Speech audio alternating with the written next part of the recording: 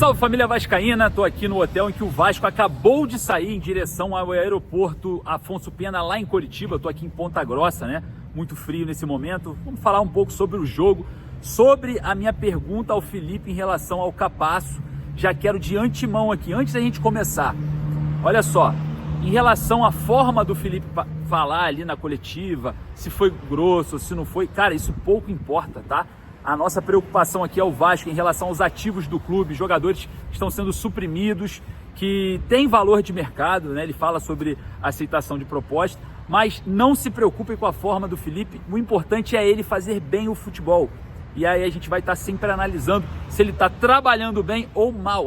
Em relação a falar com o jornalista ou comigo, pouco importa aqui, quero iniciar esse vídeo falando isso. Bom, o Vasco ele sai lá do estádio, vem aqui, os jogadores jantam e entram no ônibus ali, parabenizar alguns jogadores que foram atender a galera, a torcida aqui local, tá? O Felipe Coutinho muito paciente, o Paulinho muito paciente, o Jair, tiveram outros jogadores, o Puma Rodrigues, o Hugo Moura, foram muito pacientes com os torcedores. Os torcedores, querendo ou não, daqui tem esse primeiro contato, né? E a gente acaba vendo essa excitação do torcedor estar próximo. O Verratti também atendeu ali os torcedores, enfim. E agradecer os jogadores que conseguiram atender, o próprio Felipe também, muito paciente desde que chegou até o final aqui dessa passagem por Ponta Grossa. Agora o Vasco encara o Palmeiras lá no Mané Garrincha, jogo dificílimo, jogo muito difícil. O Vasco é o mandante, torcer aí para uma evolução, porque o time hoje não foi muito bem, mas a gente vai falar bastante sobre isso aqui no nosso vídeo, tá? O pós-jogo tá no ar e eu vou passar a vinheta, é óbvio, né? Enquanto a vinheta passa, eu peço para você deixar o joinha e, claro, correr lá nos comentários sempre para deixar a sua opinião em relação ao jogo, em relação ao Felipe Maestro. A pergunta que eu fiz está repercutindo pra caramba, até o Capasso postou uma foto, né, nas suas redes sociais. A gente vai falar bastante sobre todos esses assuntos. Beleza? Então deixa o like, solta a vinheta.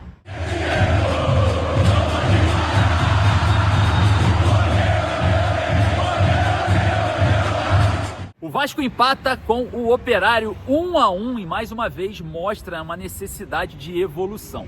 Bom, o time comandado pelo técnico Felipe Loureiro, né, marca o primeiro gol num golaço do Nuno Moreira no primeiro tempo. Que golaço do Nuno, hein?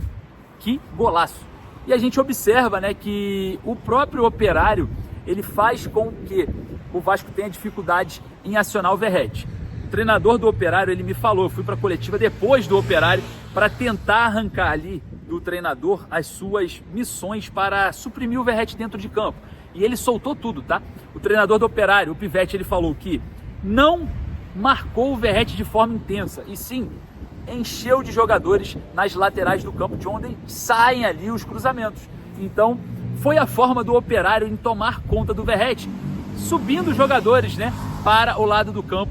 Óbvio, o Vasco teve oportunidades pelo meio, o gol, né, uma sobra ali na entrada da área, mas os lados do campo muito congestionados de atletas fizeram com que o Vasco não encontrasse o Verratti dentro da área. Bom, o Vasco já está sabendo disso. Eu fui na coletiva exatamente para retirar do treinador do Operário palavras que o Vasco use, né, para si próprio, para beneficiar a si próprio, né? Então, a gente já sabe qual é a missão ali, o que foi esquematizado o Pivete ali, que é o treinador do Operário, para evitar o Pablo Verratti, preenchendo as laterais. Bom, já sabemos disso. Observando o Vasco em campo, o Felipe, na minha opinião, ele tem uma falha de uma leitura de jogo absurda.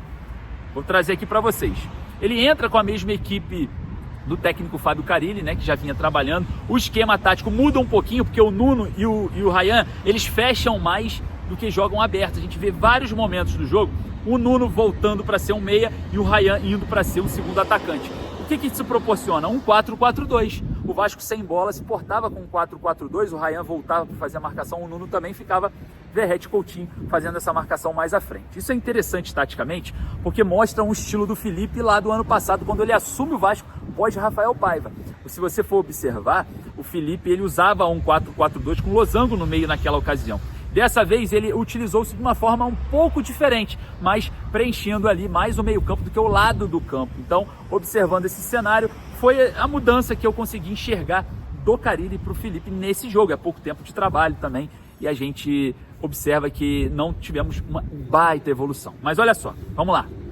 Situação de leitura de jogo. O Felipe tem no banco de reservas o Adson e o Tietê. Quando você vai fazer uma substituição em grupo, né, que entrou Vitor Luiz, Lloyd Augusto e Matheus Carvalho, a gente tem que ter critério técnico nesse momento, até para você não diminuir a sua performance, que já estava meio complicada no jogo. Então você olha para o seu banco de reservas, tendo o Adson e o Tietê, eles são o primeiro da fila, né? Não dá para colocar o Lloyd e o Matheus Carvalho. O Vitor Luiz já era a única opção, então o Piton já estava desgastado, sofreu muito ali pelo lado esquerdo, né? Na minha opinião, o pior do jogo foi o Lucas Piton. E a gente observando, né, todo esse cenário de leitura técnica, você não pode fazer uma alteração pensando que Adson e o Tietê no banco de reservas do Vasco fique atrás de Matheus Carvalho e também do Lloyd Augusto. Enfim, eu não estou falando da performance de um e de outro. Critério de escolha. Então, para mim, esse erro foi grotesco, foi muito grande. Mas a gente esperava o Lloyd responder dentro de campo, o Matheus Carvalho responder dentro de campo, algo que não aconteceu assim de forma absurda, ao ponto do Vasco sair vitorioso. Bom, o Vasco sofreu contra o Operário, o campo muito ruim, a gente trouxe informações sobre o gramado, muito ruim o campo. E aí, vamos para a coletiva de imprensa. Obviamente, a gente observando o cenário caótico financeiro do Vasco, em vários aspectos, principalmente na SAF, né, que acabou de sair um balanceio aí de 4 páginas, muito criticado por muita gente, enfim, não quero falar sobre isso agora, falar sobre o jogo. E aí eu observo que mesmo com a queda do Carille, o Manuel Capasso, eu não estou trazendo aqui que ele é o melhor zagueiro do mundo, nem o pior, mas é um ativo do clube, custou cerca de 17 milhões naquela ocasião com a 777 Partners, e a gente, preocupado com a questão financeira, se preocupa quando um ativo do clube é suprimido, né? Quando desaparece com um ativo, principalmente um jogador que foi campeão na temporada passada, obviamente tem valores, né? Um jogador campeão não ter valor, eu não sei mais quem tem.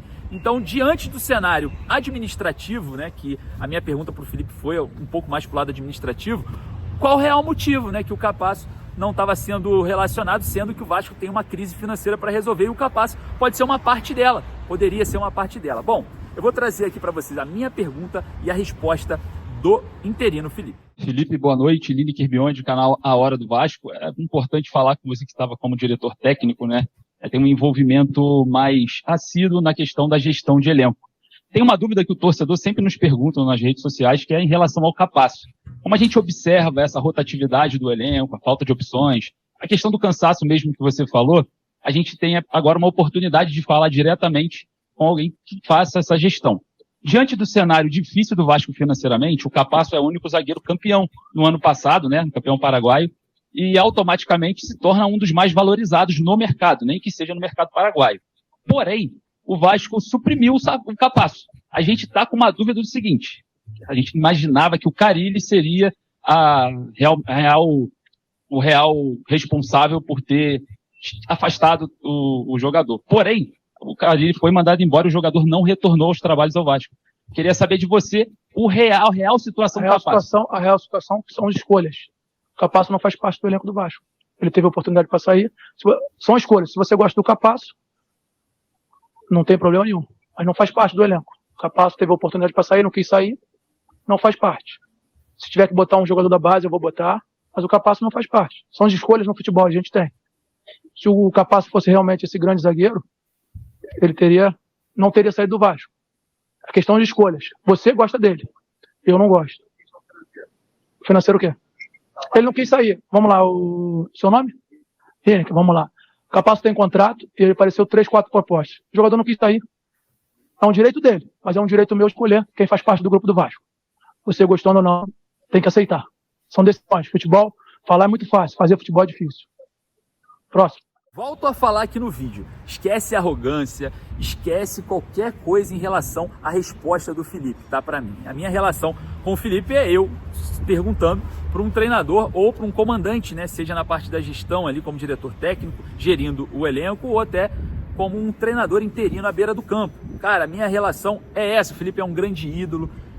Como eu assisti o Felipe, como que eu gostava do Felipe dentro de campo, baita de um jogador, e torço muito também para ele ser um baita de um diretor técnico, um baita de um treinador, assim como o destino levar, porque ele está à frente do Vasco, e a nossa preocupação sempre será o Vasco. A gente sempre vai se preocupar com as finanças do Vasco, com os ativos do Vasco, com a performance do Vasco. Então, independente da forma de tratamento, não importa, eu não tô nem aí, a minha questão é Vasco. observando esse cenário, eu fiz essa pergunta para a gente tentar entender o porquê que um ativo está sendo suprimido, sendo que poderia resolver uma parte da questão financeira, que o Pedrinho sempre reclama de várias e várias questões desse tipo. Lembrando que o Capasso tem contrato até o final do ano, é um jogador, na minha visualização de elenco, né? É o único zagueiro que foi campeão na temporada passada desse atual elenco. Bom, mas o Felipe fala que ele recebeu propostas e não quis sair. Isso é do futebol, né? O Felipe, ele finaliza a coletiva falando que não é fácil fazer futebol, é difícil fazer futebol, e a gente vê a dificuldade que essa diretoria está tendo para fazer futebol. É a diretoria que tirou a 777, a parte do jurídico trabalha muito bem, o marketing eu tenho aí algumas questões, a comunicação também precisa melhorar um pouquinho, mas o futebol é uma das minhas maiores críticas. E eu concordo com o Felipe quando ele fala que não é fácil fazer futebol, porque realmente não está sendo fácil fazer futebol. Então, observando essa dificuldade de fazer futebol, essas leituras precisam ser feitas, porque o JP foi suprimido, hoje está arrebentando no Avaí, e tem uma opção de compra, espero que o valor seja mais de 30 milhões, porque se for menos que isso, vai ser mais um erro, mais uma coisa que o Felipe vai ter que responder, ou o Pedrinho, e que vai gerar toda essa repercussão. Então, a nossa preocupação com o Vasco, ela sempre vai existir, e a gente vai para a coletiva junto com o torcedor. Eu sei que o futebol, né, não tem muito disso, né, não tem muitas esferas que o torcedor consegue ter um acesso ali para falar em nome da torcida, para falar em nome do que o torcedor realmente quer dizer, para ir em busca, né, do que realmente importa para o Vasco, que é a situação ser resolvida. E isso acaba realmente, é um momento de transição. A gente começa a entender que não existe uma preparação para isso, né? As perguntas clichê, como foi o jogo, como vai ser o próximo jogo, e o próximo jogo, como se avalia a performance do Coutinho. A gente sai um pouco dessa linha, a gente vai em direção àquilo que o torcedor quer saber. Então isso é um problema? Na minha opinião, não, mas eu vejo que o Vasco tem um pouco de dificuldade para com esse tipo de situação. A gente vai mudar? Não, a gente vai continuar da mesma forma. Nós vamos trabalhar da mesma forma. Então você que está aí do outro lado, deixe sempre sua opinião nos comentários, porque é a partir daí que a gente tira nossas perguntas. Vou para a coletiva com o que vocês mandam, com o que vocês fazem.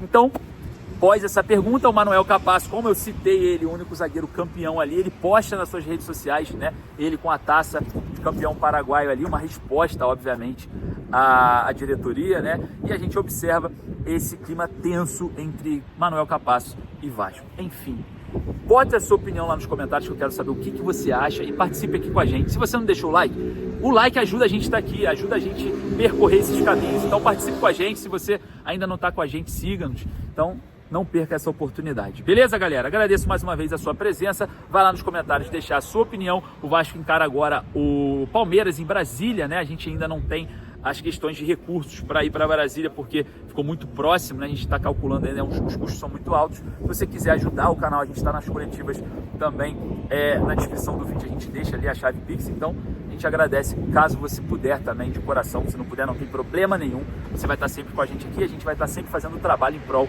de você, do torcedor vascaíno, beleza? Vou ficando por aqui, daqui a pouco eu volto com mais informações direto de Ponta Grossa, você acompanha tudo com a gente aqui. Um forte abraço, saudações vascaíno.